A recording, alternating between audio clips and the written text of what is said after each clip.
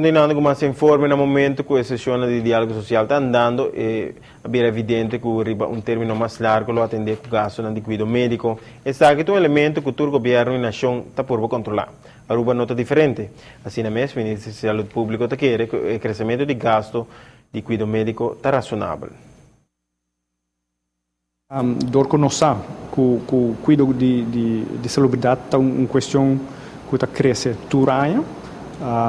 Se vou comparar nós com o país na Corsal Holanda, nosso crescimento de alrededor um pouquinho mais que 3% está muito razonável. A Holanda, seu crescimento de gasto para manter um certo nível de qualidade está alrededor de mais direção de 5%. Pois a União Europeia está bastante bom controle.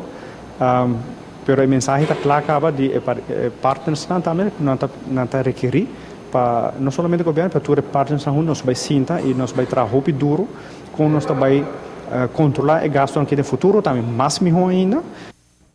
O pensamento está para baixar gasto na saúde pública e roupa viajar aqui a custo de cuidado de qualidade. Pensei, ora o ministro referir a uma redução razonável de gasto, isso aqui me está assim afetar a qualidade de cuidado. Esse é o que está discutindo também em diálogo social. Pero, num dado momento, o mestre começa a pensar em ajustação de tarifa de AZV, considerando uma redução gradual de landsbijdrage de AZV. Em princípio, sempre está de começo, acaba ora na minha AZV, nós estamos com o povo não pode carregar a AZV mês hora. Então, gradualmente, na visa, o landsbijdrage cada vez o mês vira menos. E isso é algo que é necessário também. Pergunta está com ligeiro também subir prima de tempo.